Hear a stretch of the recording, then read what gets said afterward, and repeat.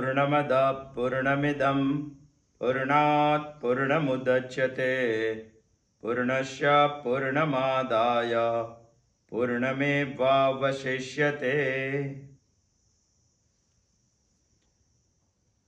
ईशावास्य उपनिषद के बारे में हम चिंतन कर रहे हैं। 12वां मंत्र तक हम पहुंच चुके हैं।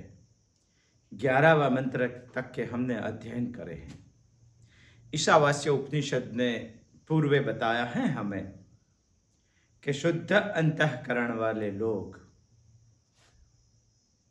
इस दुनिया में है, विवेकी लोग इस दुनिया में है, तत्वज्ञानी लोग इस दुनिया में है, सन्यासी लोग इस दुनिया में है, वैराग्यवान लोग भी है।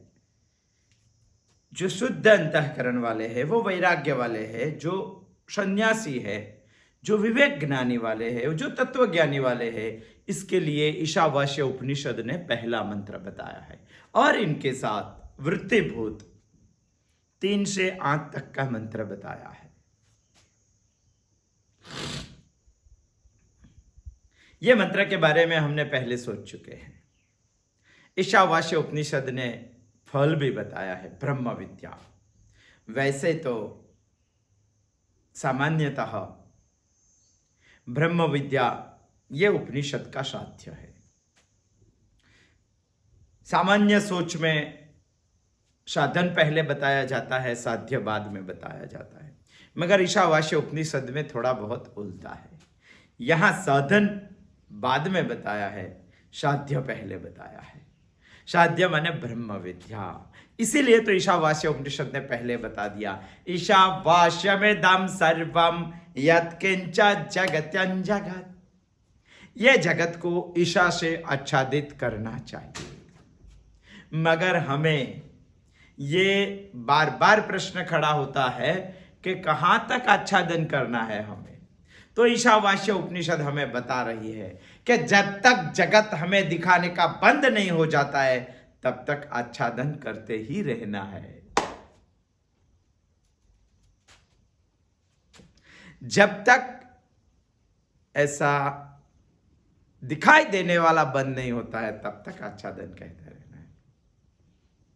श्रुति ने, मगर दुनिया में श्रुति हमें बता रही है कि ऐसे सब लोग नहीं है। कर्तृत्व और भोक्तृत्व से मुक्त होने वाले बहुत सारे लोग नहीं है।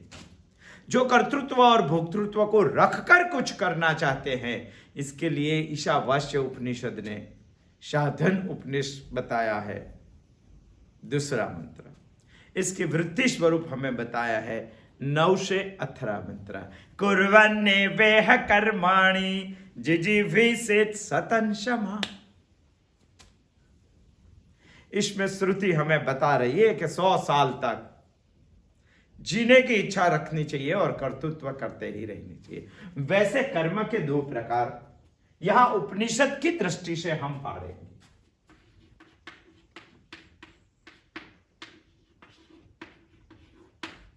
एक है बाह्य कर्म, दूसरा है मानस कर्म। जो बाह्य कर्म है इसको ही उपनिषद कर्म बोलते हैं, जो मानस कर्म है इसको ही उपनिषद उपासना बोलते हैं। दूसरे अर्थ में हमने बहुत आगे भी सोच लिया है इस उपनिषद में कि इसको हम अविद्या बोलते हैं और यहां हम विद्या बोलते हैं। बहुत सारी सोच है, बहुत अच्छी सोच है, बहुत गहरी सोच है, इसीलिए ईशावास्य उपनिषद की हमें सोचनी पड़ेगी। ईशावास्य उपनिषद ने हमें यह बता दिया कि दोनों यदि एकांगी सोचेंगे, एकांगी करेंगे तो इसकी निंदा की है। यदि दोनों का समुच्चय हो जाएगा तो इसका फल बहुत सारा ईशावास्य उपनिषद ने बताया या है। यदि एकांगी करेंगे तो क्या बताया, अंधं तमः प्रविशन्ति ये अविद्यामुपासते ततः भूय इव ते तमो यौ विद्यायान् रताः। ये बात बताई। एकांगी दृष्टि से दोनों की निंदा की, मगर यदि समुच्चय हो जाएगा दोनों का तो उत्तम फल होगा। क्या होगा, अविद्यायाम मृतमश्नुते, विद्यायाम मृतम अश्नुते, अविद्यायाम तिर्यन्ते, मृतम तिर्यन्ते। मृत्यु ने तैर जाते हैं अविद्या वाले लोग, और विद्या वाले लोग अमृत तत्व को प्राप्त करते हैं। विद्यायाम अमृतम अश्नुते, मगर यहां ईशावास्य उपनिषद ने कुछ अलग ही बताया है। लगते हैं अंधन्तमा प्रविशन्ति ये अविद्यामुपासते, वैसा ही यहां एक श्लोक ईशावास्य उपनिषद ने 12वां मंत्र बताया, मगर बहुत में बहुत डिफरेंस। कई लोग ऐसा ही बताए, देखो यहां असंभूति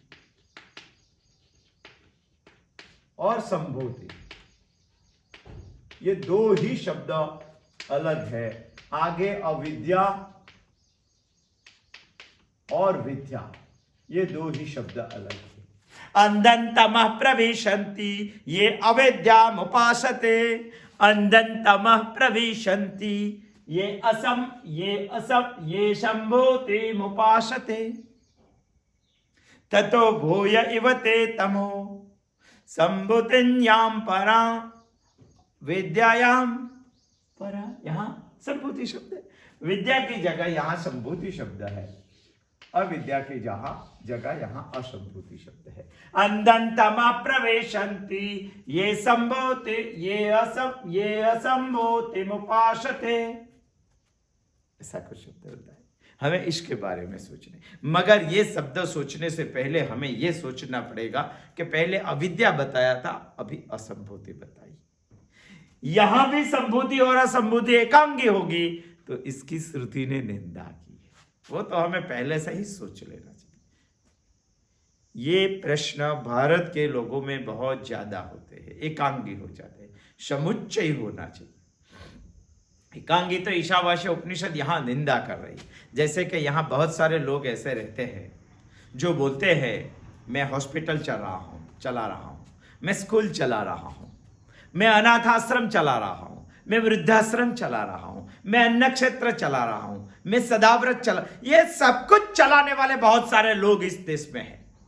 और ये सब चलाने के बाद वो लोग बोलते हैं कि मैं पूजा पाठ नहीं करता हूं, मेरे लिए यही पूजा है, मेरे लिए यही पाठ है, मैं ध्यान नहीं करता हूं, मैं नाम जाप नहीं करता हूं, मैं उपासना नहीं करता हूं। ऐसे सोचने वाले लोगों को ईशावास्य उपनिषद ने बताया कि ये सब घोर अंधकार में चले जाएंगे। अंधन्तमः प्रविशन्ति ये अविद्यामुपासते, ततो भूय इव ते तमो यो विद्यायान रता। बहुत अच्छी बात। भारत में ऐसी गलती करने वाले बहुत सारे लोग हैं जहां ईशावास्य उपनिषद ने जन्म लिया है। जहां ईशावास्य उपनिषद जैसी सोच है उसी जगह पे गलती करने वाले बहुत सारे लोग रहते हैं जो सिर्फ अविद्या की उपासना करते हैं, और वैसे भी लोग हैं जो सिर्फ विद्या में ही रत रहते हैं। इसीलिए ईशावास्य उपनिषद यहां आगे आके 12वें मंत्र में बता रही है कि असंभूति की उपासना करने वाले लोग भी घोर अंधकार में चले जाएंगे, और सिर्फ संभूति में रत रहने वाले लोग भी इससे भी ज्यादा घोर अंधकार में चले जाएंगे। प्रश्न यहां यह खड़ा होता है कि संभूति क्या है, असंभूति क्या है, इसके बारे में ही हम सोचेंगे। इसकी पूर्व भूमिका के बारे में आज हम सोच रहे हैं। सिर्फ कर्तृत्व करने वाले और उपासना का ध्यान ही नहीं देने वाले लोग ईशावास्य उपनिषद को चलते ही नहीं। स्वाभाविक कर्म में ही इंसान पड़ा रहता है, स्वाभाविक। मगर स्वाभाविक कर्म की बहुत सारी मर्यादा होती है, वो मर्यादा हमें नहीं मालूम है, इसीलिए हम कर्म ही करते रहते हैं, उपासना की ओर नहीं जाते। उपासना की ओर हमसे तो अच्छे हैं पशु पक्षी, जिसको स्वाभाविक कर्म की मर्यादा मालूम है और स्वाभाविक कर्म की मर्यादा के अनुसार ही वो कर्म कर रहे हैं। जैसे कि चिड़िया, सोचो हमारे घर पे जो आती है, वो चिड़िया और उसकी मेल और फीमेल साथ में रहते हैं, वो घोंसला भी बनाते हैं, हम भी घोंसला बनाते हैं। घोंसला बनाकर वो अंडे भी देती है, अंडे से बच्चे भी होते हैं उसको। मैं चिड़िया की बात कर रहा हूं, सोचो। और हम और चिड़िया में कहां डिफरेंस है वो भी सोचना चाहिए। वो घोंसला भी बनाती है, बहुत अच्छी तरह से दोनों मिलके घोंसला बनाते हैं। घोंसले में अंडे भी रखती है, अंडे से बच्चे भी होते हैं, बच्चों का बहुत अच्छा ध्यान भी देती है। वो दाना और पानी दोनों लेके आती है और बच्चे को देती है। बच्चे बड़े हो जाने के बाद घोंसलों से प्रथम उद्यान भर के उसको बाहर निकाल देती है। वो रखती नहीं है, संभालती नहीं। और इंसान, ये मर्यादा को इंसान को मालूम ही नहीं है। बच्चा बड़ा होने के बाद भी इतना बड़ा संभालते हैं वो कि इससे ही ज्यादा बिगड़ जाता है। चिड़िया कभी नहीं संभालते, बड़ा हो जाने के बाद उड़ान भर के उसको छोड़ देती है। स्वाभाविक कर्म तो हर एक इंसान में और चिड़िया और पशु पक्षी में भी होता है, मगर वो लोगों को स्वाभाविक कर्म की मर्यादा मालूम है, इंसान भूल जाता है। यदि उनको स्वाभाविक कर्म की मर्यादा जान ले तो ही उपासना की शुरुआत होती है। मर्यादा जानने के बाद ही उपासना की शुरुआत होती है। मगर भारत में अविद्या की उपासना करने वाले बहुत सारे लोग हैं जिसका विद्या के प्रति ध्यान ही नहीं। अंधं तमः प्रविशन्ति ये अविद्याम उपासते, बहुत सारे लोग हैं। इतना भी नहीं है, उपनिषद हमारा ध्यान ये दौड़ा रही है कि विद्या में रत रहने वाले लोग भी बहुत है। कई सारे लोग ऐसे हैं जो वैराग्य में ही रत है, कई सारे लोग ऐसे हैं जो संन्यास को ही प्राधान्य देते, कई सारे लोग ऐसे हैं संन्यास में, त्याग में, नाम जाप में, ध्यान में इतने सारे पड़े हुए हैं कि कर्तृत्व के प्रति इसका ध्यान ही नहीं। पति पत्नी को छोड़ देते हैं। ऐसा इंसान भी ईशावास्य उपनिषद को नहीं चलते हैं। उपनिषद बता रही है कि वो तो इससे भी ज्यादा घोर अंधकार में चले जाएंगे। अविद्या वाले से भी उपासना वाले लोग घोर अंधकार में चले जाएंगे। इसीलिए यहां ईशावास्य उपनिषद आगे हमें अविद्या और विद्या बताकर ऐसा बता रही है कि कर्म की, स्वाभाविक कर्म की मर्यादा इंसान को मालूम होनी चाहिए। यदि ये स्वाभाविक कर्म की मर्यादा उसको मालूम हो गई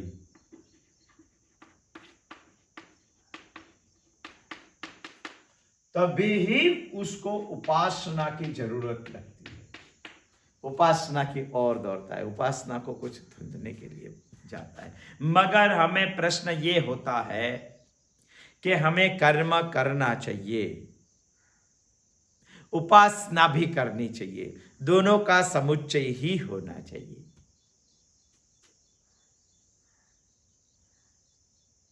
मगर यहां प्रश्न यह खड़ा होता है कि प्रश्न किसके लिए करना चाहिए। निष्काम कर्म से हमें सेवा करनी है तो हमें सेवा किसकी करनी चाहिए, व्यक्ति की या अव्यक्त की? बहुत बड़ा प्रश्न है। हमें सेवा किसकी करनी चाहिए, व्यक्ति की या अव्यक्त की?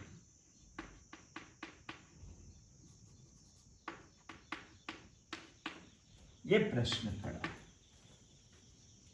यदि हमें कर्म करना है तो किससे करना चाहिए? यदि हमें उपासना करनी है तो किसकी करनी चाहिए, किसके लिए सेवा करनी चाहिए?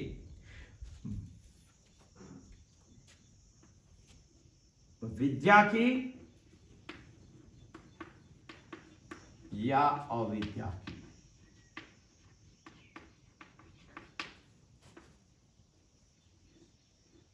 संभूति की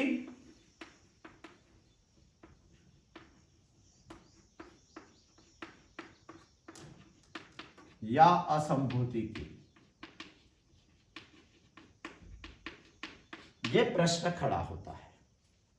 और यह प्रश्न खड़ा होता है इसीलिए तो 12वां मंत्र प्रवृत्त हुआ है। व्यष्टि की या समष्टि की? हमारा यह प्रश्न यहां खड़ा होता है। यह प्रश्न खड़ा होता है इसीलिए तो 12वें मंत्र में इसकी बहुत सारी स्पष्टता करने की जरूरत ईशावास्य उपनिषद ने ली है। अंधं तमः प्रविशन्ति ये सम्भूतिमुपासते ये असम्भूतिमुपासते। यहां उपनिषद ने स्पष्ट बता दिया है, अंधं तमः प्रविशन्ति, घोर अंधकार में प्रवेश करते हैं कौन लोग? जो सिर्फ असंभूति की उपासना करते हैं, असंभूति की उपासना। यहां सबसे पहले हमें उपासना शब्द को समझना पड़ेगा। व्हाट इज उपासना, क्या है उपासना? पहले भी हम समझ चुके हैं, फिर भी हमें समझना पड़ेगा। उपासना का हम यदि एक अर्थ निकालेंगे तो ये होता है सगुण ब्रह्म विषय मानस पूछा, सगुण ब्रह्म विषय मानस व्यापार।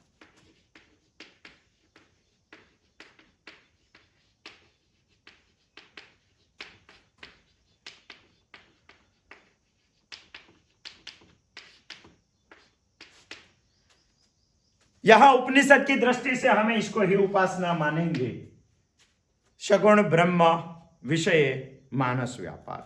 यहां यह बताई गई बात है कि सगुण ब्रह्म के बारे में जो मानस व्यापार होते हैं उसको ही हम उपासना बोलते हैं। यहां दो शब्द हमें समझना पड़ेगा, एक शब्द है सगुण, दूसरा है मानस व्यापार। दो शब्द समझेंगे तो हम उपासना समझ पाएंगे। हमें समझना है असंभूति, क्योंकि यहां बताया है ये असंभूति उपासते। जो लोग सिर्फ असंभूति की उपासना करते हैं वो घोर अंधकार में चले जाते हैं। इसलिए हमने समझा कि पहले उपासना समझनी चाहिए। उपासना को बोलते हैं सगुण ब्रह्म विषय मानस व्यापार, मगर इसमें ही पहले ये एक और ये दूसरा दो अर्थ हमें समझना पड़ेगा। इसमें पहला हम समझेंगे मानस व्यापार।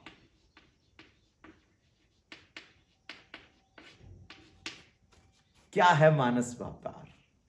क्योंकि हमें उपासना समझनी है और उपासना में सगुण ब्रह्म विषय मानस व्यापार समझना है, इसीलिए हम मानस व्यापार पे आए।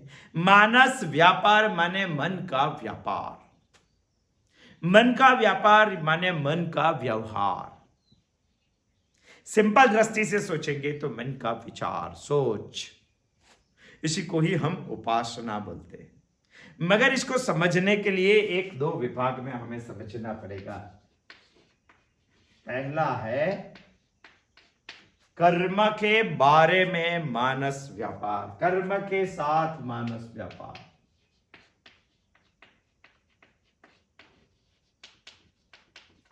और दूसरा है उपासना में विशेष मानस व्यापार।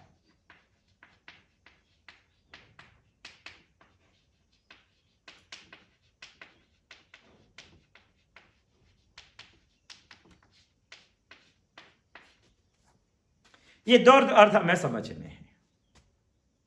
पहले समझेंगे हम कर्म के साथ जो मानस, हम तो मानस व्यापार को समझने के लिए कर्म के साथ मानस व्यापार समझ रहे हैं, मगर मानस व्यापार कर्म के साथ जो होता है उसको उपासना नहीं बोलते हैं उपनिषद। मानस व्यापार को समझने के लिए सिर्फ समझ रहे हैं।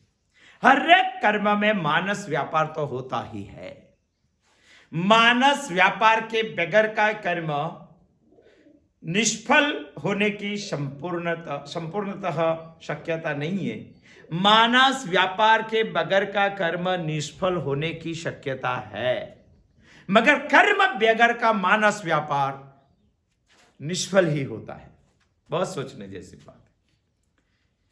मानस व्यापार यानी सोच बगैर का कर्म निष्फल होने की शक्यता है, मगर कर्म बगैर का सोच निष्फल ही होता है, निष्फल भी होता है। कर्म व्यापार में दो प्रकार के मानस विचार होते हैं, एक कार्य व्यापार, दूसरा कारण व्यापार। मानस व्यापार, कार्य व्यापार को हम बोलेंगे इफेक्ट, इसको बोलेंगे कॉज, और दोनों की जरूरत होती है। कार्य के साथ जो मानस व्यापार होता है इसमें ये दोनों की जरूरत होती है। दोनों सोच होती है, यही नहीं होती तो परिपूर्ण कर्म भी नहीं होता। नहीं समझ में आया? चलो एक एग्जांपल से समझते हैं। ये है इफेक्ट, ये है कॉज, और दोनों की सोच कार्य में होनी ही चाहिए, और तभी हम कार्य कारण की कर्म साथ मानस व्यापार कर सकते। इसको हम उपासना नहीं बोलते, हम तो समझ रहे हैं मानस व्यापार। सोचो, एक इंसान बीमार पड़ा, नादुरुस्त तबीयत उसकी हो गई, इसके साथ हमें चिकित्सा कार्य करना है। चिकित्सा कार्य करना है तो कोई भी इंसान किसी के साथ भी चिकित्सा कर्म करते हैं तो दो तरह का करते हैं। यदि उसको सरदर्द हुआ तो बहुत दुखी है तो उसकी तुरंत दुख की इफेक्ट दूर हो जाए ऐसी दवा करनी चाहिए। और साथ में वो सरदर्द किसके कारण हुआ वो मूल भी ढूंढ के निकालना चाहिए, वो कारण भी हमें निकालना चाहिएगा। नहीं तो अभी हमें इफेक्ट करके आधे घंटे में दर्द निकाल दिया, दूसरे आधे घंटे के बाद ये दर्द चालू हो जाएगा। हमें तो इसकी इफेक्ट भी निकालनी है और मूलतः उसको दुख भी निवारण करना है। तो उसका कारण ढूंढना पड़ेगा, सरदर्द कैसे हुआ। तो नहीं तो कारण ढूंढने पहले हम इफेक्ट नहीं निकालते और कारण ढूंढ में लग जाएंगे तो उसको सरदर्द रहता ही रहेगा। आप सोचेंगे कि उसका कारण ढूंढ के मूल से ही सरदर्द निकालना है, इसके लिए 3 दिन लगे थे, 3 दिन तक करेगा क्या? उसको सरदर्द तो पहले इफेक्ट दूर करनी पड़ेगी आपको। यदि इफेक्ट नहीं दूर की तो कारण की दवाई भी इसके लिए कोई काम की वो लेगा ही नहीं। पहले इफेक्ट दूर करनी पड़ेगी, बाद में कॉज के लिए वर्क करना पड़ेगा। इसको ही बोलते हैं कार्य मानस व्यापार और कारण मानस व्यापार। कर्म के साथ मानस व्यापार यदि करना है तो कार्य मानस व्यापार भी करना है और कारण मानस व्यापार भी करना है। यदि कोई इंसान निर्धन है, उसकी इतनी हद तक निर्धनता है कि उसको 2 टंक की रोटी भी नहीं मिलती है तो दुखी है वो।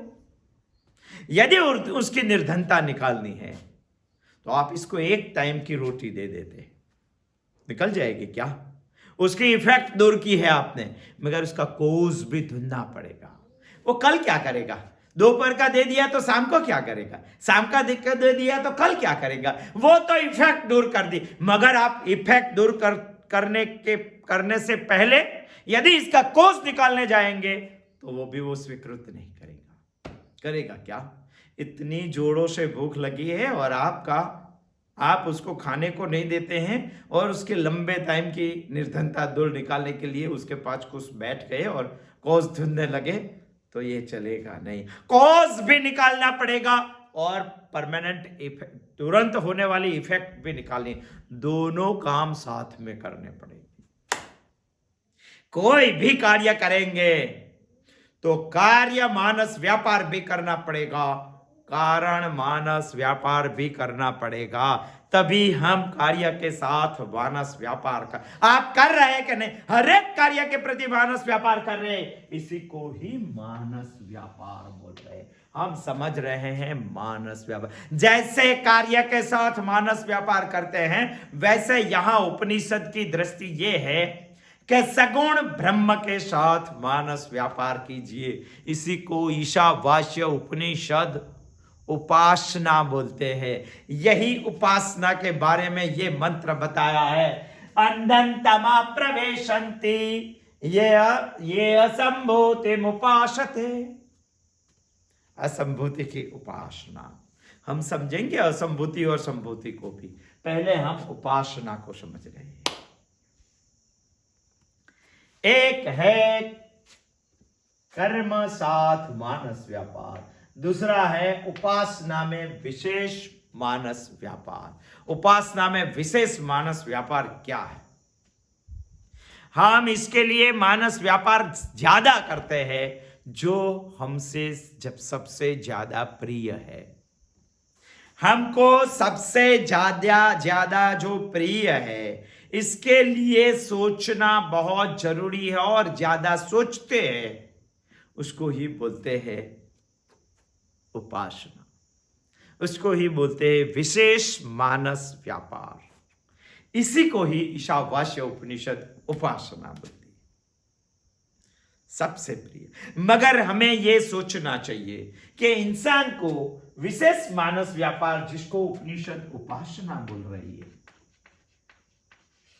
वो करना है।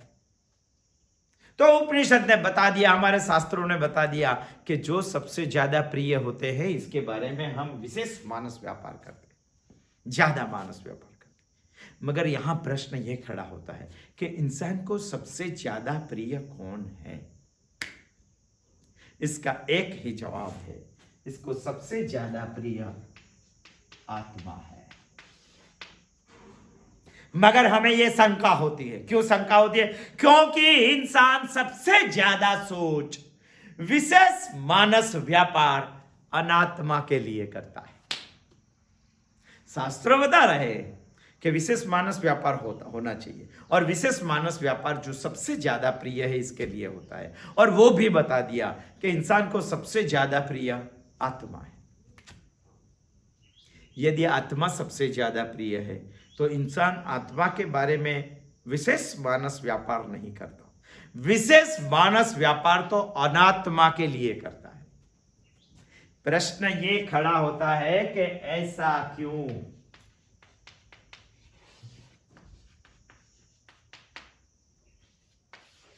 ऐसा क्यों होता है? प्रिय तो आत्मा है, सबसे ज्यादा मानस व्यापार भी आत्मा का होना चाहिए, मगर अनात्मा मानस व्यापार क्यों होता है?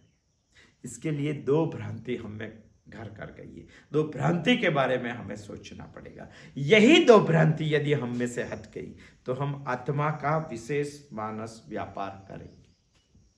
अभी हम अनात्मा का विशेष व्यापार कर रहे हैं, क्योंकि ये दो भ्रांति के बारे में भी सोच रहे हैं। पहली भ्रांति, अनात्मा को आत्मा का उपकारक मानते हैं। इंसान हर एक टाइम में अनात्मा को ही आत्मा का उपकारक मानते हैं। इसके मन में यह भ्रांति बहुत मजबूत पने स्थिर हो गई है कि आत्मा को सुखी करने के लिए अनात्मा की जरूरत पड़ती ही है। इसको ही बोलते हैं अनात्मा को आत्मा का उपकारक मानते हैं। वो दृढ़ हो गया है। जैसे कि हम मानते हैं कि आत्मा को सुखी होने के लिए लड्डू की जरूरत है, आत्मा को सुखी होने के लिए बहुत बड़ी 4 व्हीलर गाड़ी की जरूरत है, आत्मा को सुखी होने के लिए एक बड़ा सा बंगले की जरूरत होती है, मकान की जरूरत होती है, घर की जरूरत।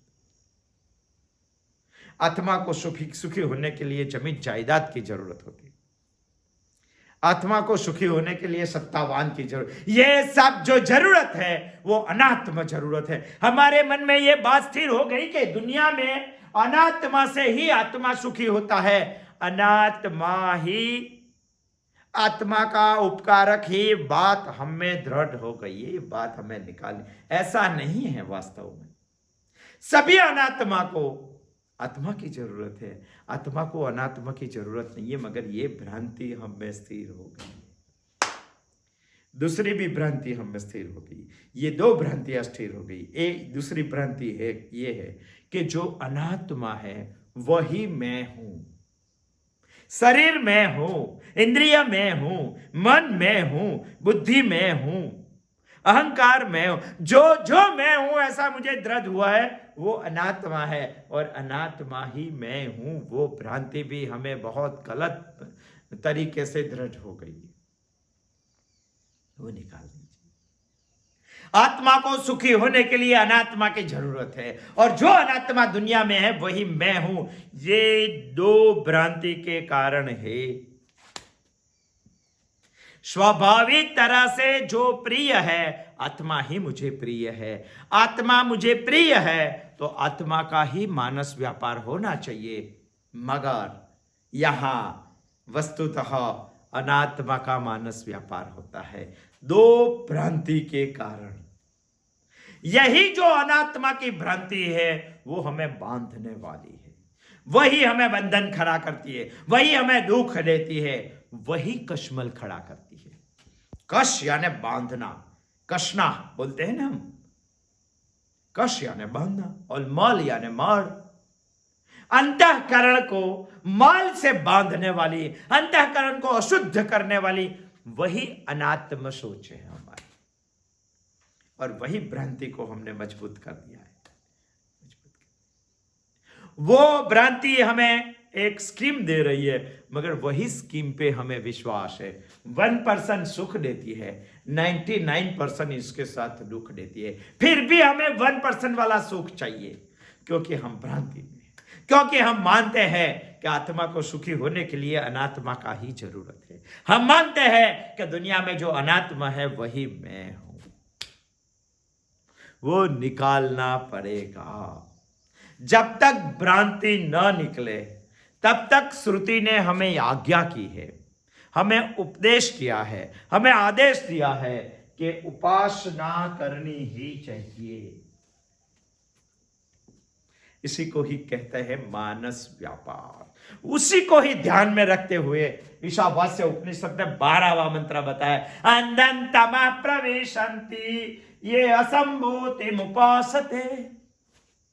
असंभूति की उपासना करने वाले लोग घोर अंधकार में चले जाएंगे, और संभूति में रत रहने वाले वो लोग इससे भी ज्यादा घोर अंधकार में चले जाएंगे। हमें संभूति और असंभूति दोनों को समझना है।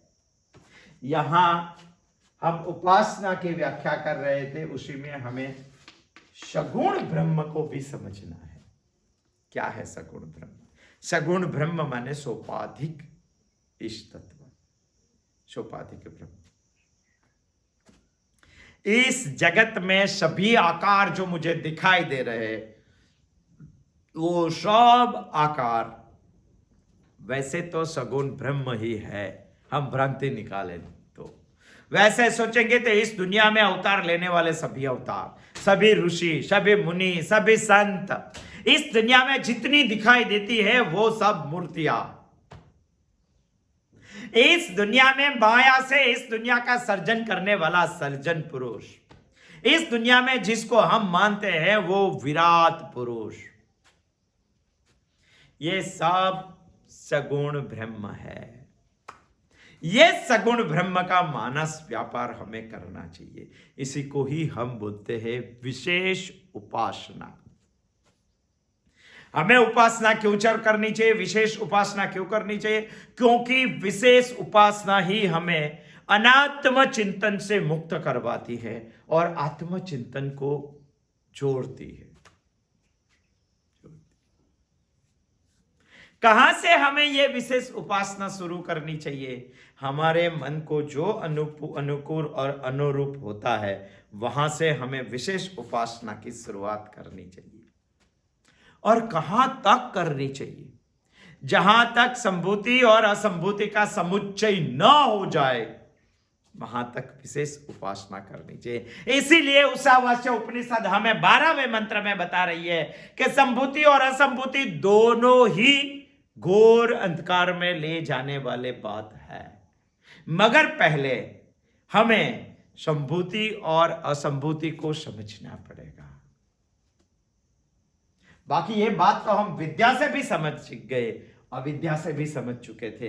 अभी हमें संभूति से, असंभूति से ये बात समझनी चाहिए। अंधंतमा प्रवेशन्ति ये संभूति मुपासते ततो भूय इव ते तमु यौ संभूतिम रता। संभूति में रत रहने वाले लोग भी इससे भी ज्यादा घोर अंधकार में चले जाएंगे। आने वाले बुधवार को हम आएंगे, क्या है संभूति और क्या है असंभूति, ये दोनों के बारे में हम सोचेंगे और दोनों घोर अंधकार में चले जाएंगे। ऐसी ईशावास्य उपनिषद की ये बात भी हम समझ जाएंगे। अस्तु, जय श्री कृष्ण।